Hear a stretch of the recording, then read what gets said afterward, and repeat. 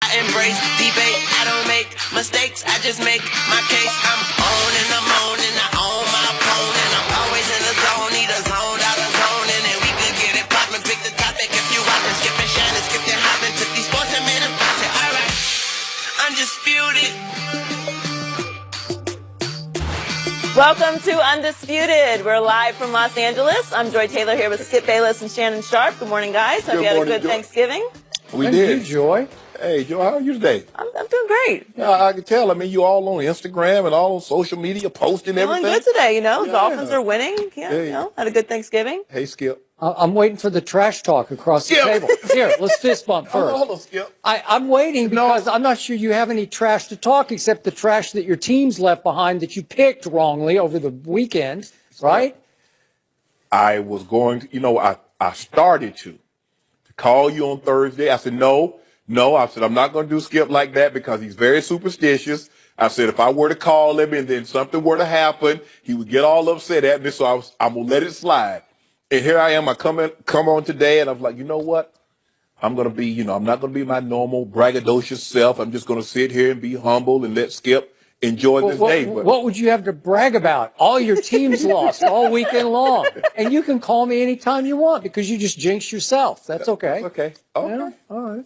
I'm still going to win. I'm going to bust you up as normal today. We'll find out. We're starting it off with last night's big game in the AFC West. The Chiefs won 30-27 in overtime last night against the Broncos. The Chiefs kicked a game-winning field goal that bounced off the goalpost to win it. But the moment everyone is talking about is Gary Kubiak's decision to try a 62-yard field goal for the win with just over a minute left in overtime. Brandon McManus missed the field goal, giving the Chiefs great field position. Shannon, your Broncos are currently out of the playoffs. Do you have a problem with Kubiak's decision? Let me first start by saying I've known Gary Kubiak for over 2 decades. He was my quarterback when I first arrived in Denver. And in training camp, he was mainly my quarterback because I didn't get a lot of reps with the starters. And so he would come in and he always made sure I knew what I had to do. He was like, if I caught a 20-yard pass, we got pizza money. And he was always telling me, come on, Greasy, let's go get some pizza money. Wait, Greasy? He called me Greasy because I was a big country guy. Okay. It's a long story. I explained it to y'all cameras. Okay. I absolutely 1,000% have a problem.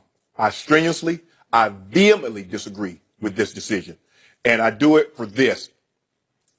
Skip, I've told you a lot of times that a lot of what coaches do, yeah, they have numbers, they have analytics, and they have trends, and they got a coaching manual when you should go for 2 and when you should go for it on 4th down. But a lot of what they do is gut. And Gary should have listened to his gut. See, he made this decision based on what he has seen the previous 25, 30 ball games from his defense. Because what he needed to understand, he had a 28-19 lead with a little over 2 minutes to go, and Kansas City had the ball. And normally that would mean lights out for his defense.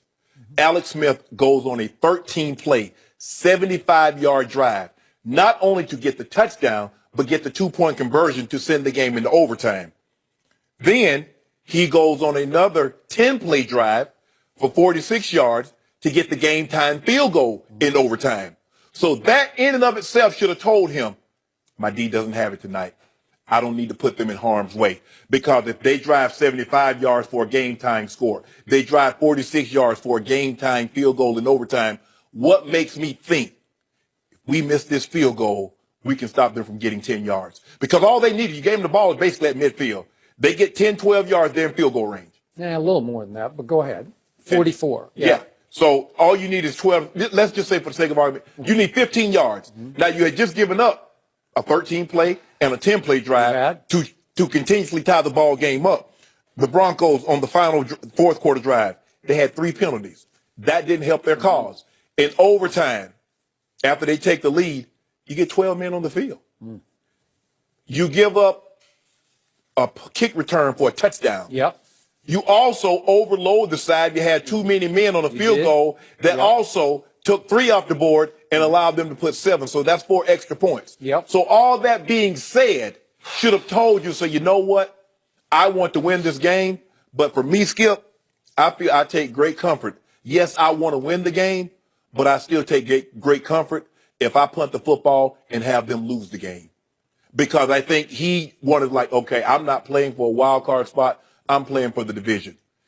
I disagree with this decision, considering what he had seen from his defense over the last 10 minutes of this ball game. There's no way he should have attempted a 62-yard field goal from a guy whose career long is 57.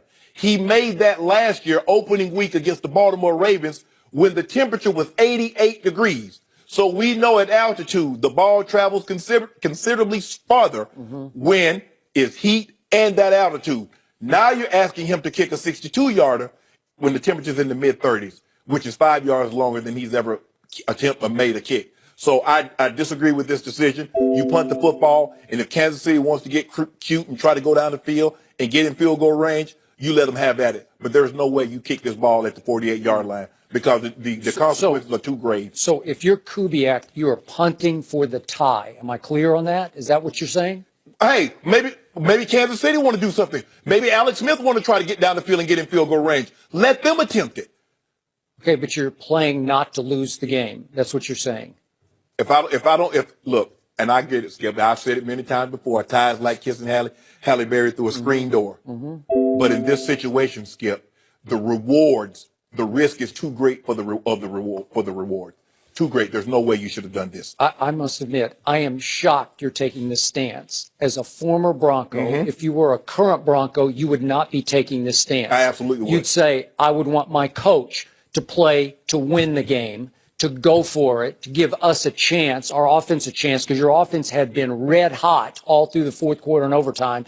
In fact, this is incredible to me. Trevor Siemian had thrown for 231 yards in the fourth quarter and overtime. 200 for Trevor Siemian? Are you kidding me? So you got a hot hand, and I'm just shocked that Shannon Sharp, Hall of Fame tight end, would say, let's play not to lose. Let's hope not to lose, and maybe let's hope that they make a bad play, and maybe we'll steal a win. That's what you're saying. But the ball wasn't in Trevor Siemian's hand. It was on the foot of Brandon McManus. Okay, but that was my issue, and I tweeted about this, so this is not 2020 hindsight. I said it immediately. My issue wasn't with the decision of punt versus field goal. My issue was with punt versus go for it. Just put the ball back in Trevor Siemian's hands on 4th and 10 and let him throw it.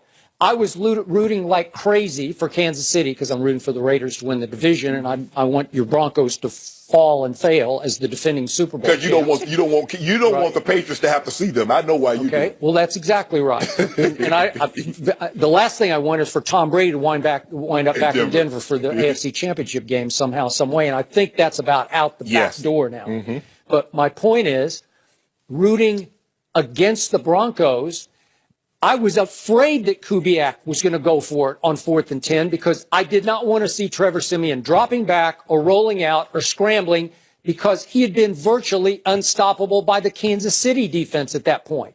So I would have given it 60-40 for Trevor Siemian to convert at that point, and I gave it about 50-50 or maybe 40-60 against for Brandon McManus to make it from 62 yards. Now, I realize he has been making 65-yarders in practice, but you know this better than anybody. That is in the daytime, right? Yep. And the air is a little lighter because it's a little warmer. Yep. And it was getting colder by the snap into overtime last night in Denver. So I didn't think he could. I thought he might hit that 1 in 100 rocket, that just like some line drive that made it through. But he overcooked it. And he hit a little fat, to use a golf term, and he snap hooked it, and it didn't even have a prayer of going, it didn't even sniff the upright. It was just bad from the start. And I think it took a little life out of Denver at that point. But my point is, what if you punt to Alex Smith? And by the way, speaking of hot, Alex Smith, who had 72 yards passing going into the fourth quarter, had thrown for, let me find my number, 148. He'd thrown for 148 in the fourth quarter and overtime. So he was hot-handed, crazy hot, too, by his standards. Yes. Am I right? Yes. Okay? He started to heat up. Did we not see the coming out party of Tyreek Hill last night? Again, I knew about him from Oklahoma State. He had a domestic violence issue there and got kicked out of school, wound up at West Alabama. Was just a fifth-round choice, but he's explosive because he's a track guy. Yes. So are you sure you want to punt it to Tyreek Hill, even if he has to field it as 10 or wherever? You sure you want to go try to stop him? Well, at that point, I'm going to take my chances, because at worst case, look, you could always punt the ball out of the end zone. You could always do that and says, okay, now go 40 yards, maybe, and get in field goal range doing it that way. Skip, but what if you don't? Prior to that kick last night, over the last 5 seasons, kickers are 2-14 from 62 or plus yards.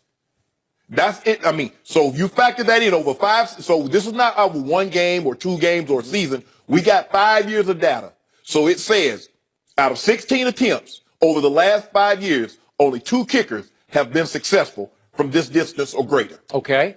So why don't you put the ball in your quarterback's hands, and even let's say he completes an 8-yard pass and comes up 2 yards short. That's 8 more yards that Alex Smith has to go the other way. So any progress forward would be anti-Kansas City's chances to go the other way, right? I was just shocked that he didn't say, Trevor's hot. I'm going to give the game ball, so to speak, to Trevor and let him see if he can convert 4th and 10. I saw quarterbacks convert. Russell Wilson converted 4th and 14 late in the Seattle game. It was like magic. Like, well, what are you doing? It's much more possible that would have been pulled off than 62 yards. But I've always said this. I've always felt this. The sign of any great unit is, can you be great when you absolutely have to be? And for the very first time in about 30 games, the Broncos D, when they needed to be great, and they are a great defense, they weren't great. So Kubiak also needs to factor that in. That this is not, now, if they're playing like they played in the Super Bowl or they played in the playoffs, absolutely, Skip. I got no problem with it, because I know they're not going very far. But considering how they played, they allowed Alex Smith to go 75 yards in 13 plays. They allowed him to go 46 yards in 10 plays. That should have told you there, they don't have it tonight.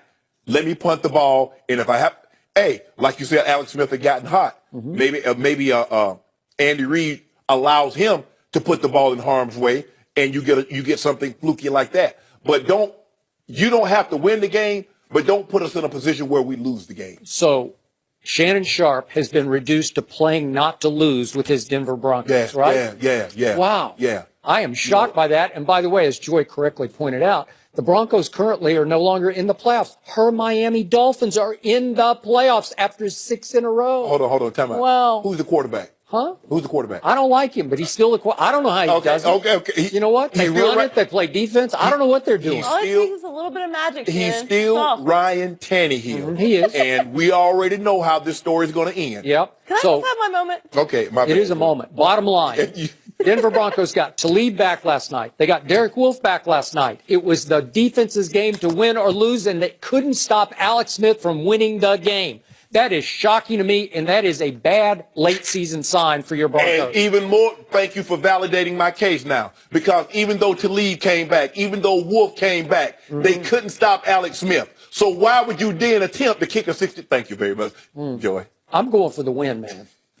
I understand, and it is just my moment. You don't have to give me a hard time, all right? We all know it's going to pass. It will be fleeting. Just let me live in this moment. Okay. The Chiefs and Broncos are both looking up at 9-2 at the 9-2 Raiders in the AFC West. The Raiders have won 5 straight for the first time since 2002 after beating the Panthers 35-32 yesterday. Derek Carr left with an injured right finger in the third quarter, but came back after missing a series and threw the go-ahead touchdown for the win. Skip, you've liked the Raiders all season. I have. How impressed were you by them yesterday? I'm loving them more by the Sunday. I was extremely impressed. I'm going to say it one more time. The Oakland Raiders are going to win the AFC West. The Oakland Raiders are going to wind up in Foxborough in the AFC Championship game. I will not love their chances in Foxborough, but I will give them a chance versus Tom Brady and company.